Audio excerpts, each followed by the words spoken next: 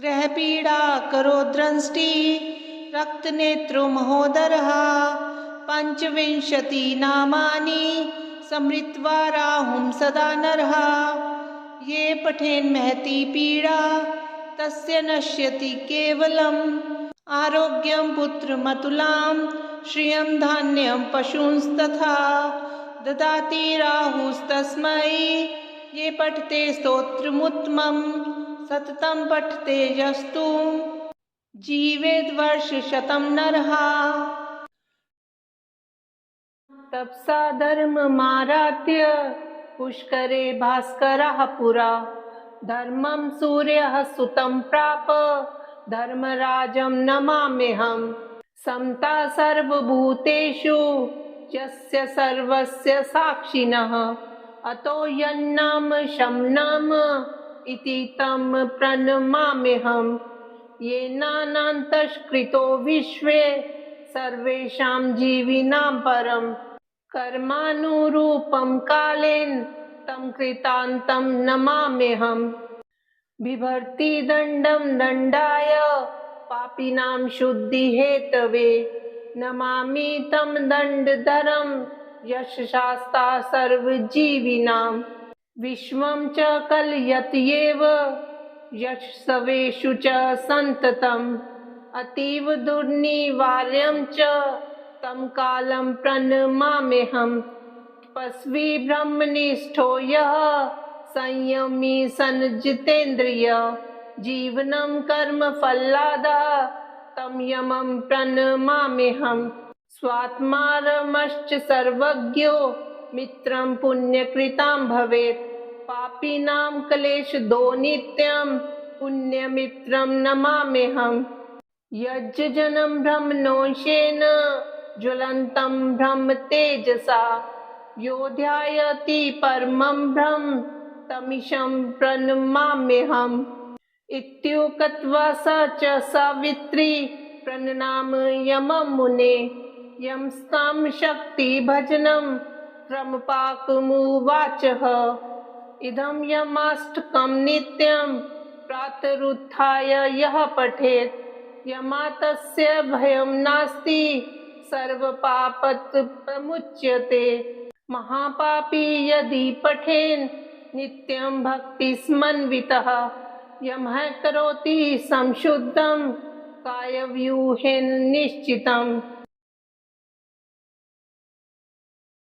जपाकुसुम संकाशं द्विभुजं पद्महस्तकं सिन्दूरावरमाल्यं च रक्तगन्धानुलेपनं माणिक्यरत्नखचित सर्वाभरणभूषितं सप्ताश्वरथवाहं तु मेरुं चैव प्रदक्षिणं देवासुरवरैर्वन्द्यं गृणिभिः परिसेवितं ध्यायेत् पठेत् स्वर्णाभं सूर्यस्य कवचं मुदा गृणिः पातु शिरोदेशे सूर्यः पातु ललाटकम् आदित्यो लोचने पातु श्रुति पातु दिवाकरः घ्राणं पातु सदा भानुः मुखं पातु सदा रविः जिह्वां पातु जगन्नेत्रः कंठं पातु विभावसुः स्कंदो गृहपतिः पातु भुजो पातु प्रभाकरः क्रावच्चकरः पातु हृदयं पातु नभोमणि द्वादशात्मा कटिं पातु सविता पातु सक्थिनी उरु पातु सुरश्रेष्ठो जानुनी पातु भास्करः जंगे में पातु मार्तंडो गुल्फो पातु त्विषाम्पतिः पादो दिन मनिः पातु पातु मित्रोऽखिलं वपु आदित्य कवचं पुण्यं भेद्यं वज्रसन्निभं सर्वरोगभयादिभ्यो मुच्यते नात्र संशयः संवत्सरमुपासित्वा साम्राज्य पदवीं लभेत् अशेष रोग शान्त्यर्थं ध्यायेदादित्य मंडलम्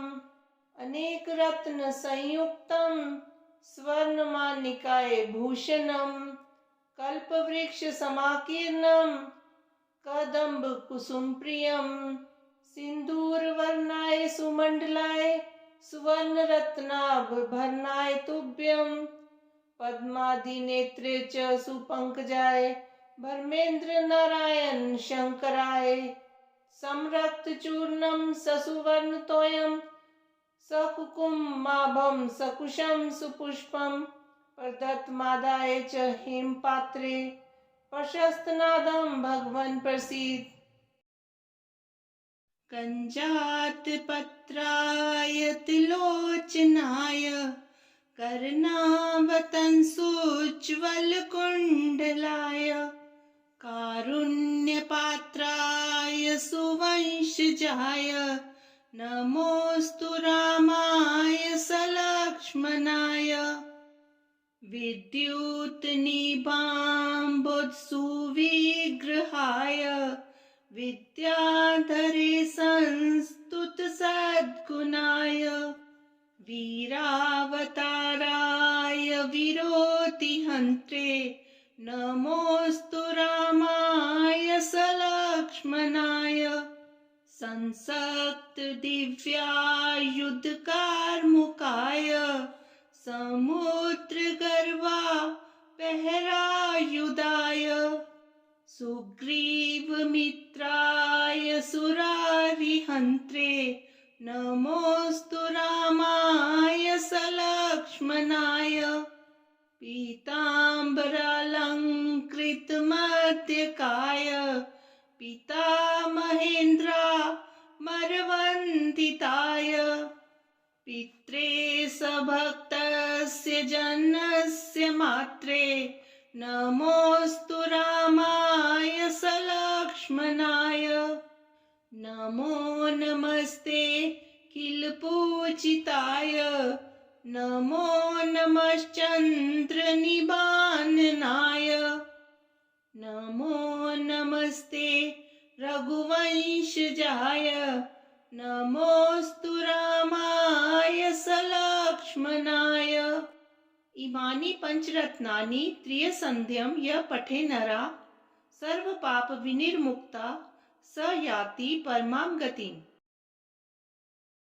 ओम महाकाल महाकाय महाकाल जगतपते महाकाल महायोगिन महाकाल नमोस्तुते महाकाल महादेव महाकाल महाप्रभो महाकाल महारुद्र महाकाल नमोस्तुते महाकाल महाज्ञान महाकाल तमोपहन महाकाल महाकाल महाकाल नमोस्तुते भवाय च नमस्तुभ्यं शर्वाय च नमो नमः रुद्राय च नमस्तुभ्यं पशुनापतये नमः उग्राय च नमस्तुभ्यं महादेवाय वे नमः भीमाय च नमस्तुभ्यं मिशानाय नमो नमः ईश्वराय नमस्तुभ्यं तत्पुरुषाय वे नमः सद्योजात नमस्तुभ्यं शुक्लवर्ण नमो नमः अधःकाल अग्निरुद्राय रुद्ररूपाय वे नमः स्थित्युत्पत्तिलयानां च हेतुरूपाय वे नमः परमेश्वर रूपस्त्वं नीलकंठ नमोस्तुते पवनाय नमस्तुभ्यं हुताशन नमोस्तुते सोमरूप नमस्तुभ्यं सूर्यरूप नमोस्तुते जजमान नमस्तुभ्यं आकाशाय नमो नमः सर्वरूप नमस्तुभ्यं विश्वरूप नमोस्तुते ब्रह्मरूप नमस्तुभ्यं विष्णुरूप नमस्तुते रुद्ररूप नमस्तुभ्यं महाकाल नमोस्तुते स्थावराय नमस्तुभ्यं जंगमाय नमो नमः नमः उभय रूपाभ्यां शाश्वताय नमो नमः। हुं हुंकार नमस्तुभ्यं निष्कलाय नमो नमः। सच्चिदानंद रूपाय महाकालाय ते नमः। प्रसीद मे नमो नित्यं मेघवर्ण नमोस्तुते। प्रसीद मे महेशान दिग्वासाय नमो नमः। ओम ह्रीं माया स्वरूपाय सच्चिदानंद तेजसे सब है संपूर्ण मंत्राय सोहम हंसाय ते नमः। इत्येवं देवदेवस्य महाकालस्य भैरवी कीर्तितं पूजन सम्यक् साधकानां सुखावहम्। धनदाया महाविद्या कथिता न प्रकाशिता इदानीं श्रोतुमिच्छामि कवचं पूर्वसूचितम्। शिव उवाच शृणु देवी प्रवक्ष्यामि कवचं मन्त्रविग्रहम् सारतरं देवी कवचं मन्मुखोदितम्। धनदा कवचस्यास्य कुबेर ऋषिरीरितः पंक्तिश्छन्दो देवता च धनदा सिद्धिदा सदा। धर्मार्थ काम मोक्षेषु विनियोगः प्रकीर्तितः। धम बीजं मे शिरः पातु हिम बीज मे ललाटकम्। श्री बीजं मे मुखं पातु रकारं हृदिमेवतु। तीकारं पातु जठरं प्रीकारं पृष्ठतोऽवतु। येकारं यङ्योर्युग्मे स्वाकारं पादयोर्युगे शीर्षादिपादपर्यन्तम् आकारं सर्वतोऽवतु। इत्येतत् कथितं कान्ते कवचं सर्वसिद्धिदम्। गुरुभ्यर्च्य विधिवत् कवचं परपठेद्यति। शतवर्ष सहस्राणां पूज्यः फलमाप्नुयात्। गुरुपूजां विना देवी नहि सिद्धिः प्रजायते। गुरुपूजात् परो भूत्वा कवचं परपठेत् ततः सर्वसिद्धियुतो भूत्वा विचरेद् भैरवो यदा। प्रातः काले पठेद्यस्तु मंत्रजाप पुरःसरं सोऽभीष्टुलमाप्नोति सत्यं सत्यं न संशयः। पूजा काले पठेद्यस्तु देवीं ध्यात्वा हृदयम्बुजे षण्मासाभ्यन्तरे सिद्धिर्नात्र कार्यविचारणा। सायंकाले पठेद्यस्तु स शिवो नात्र संशयः। भुजं विलिख्य गुटिकां स्वर्णस्थं धारयद्यदि। पुरुषो दक्षिणे बाहो जोषिद्वाम भुजे तथा। मा सर्वसिद्धियुति भूत्वा धनवान् पुत्रवान् भवेत्। इदं कवचमज्ञात्वा यो जपेद धनधाम शुभे शस्त्रघातमवाप्नोति सोचिरान् मृत्युमाप्नुयात्। कवचेनावृतो नित्यं यो हि यत्रैव गच्छति तत्रैव स महादेवी सम्पूज्यो नात्र संशयः।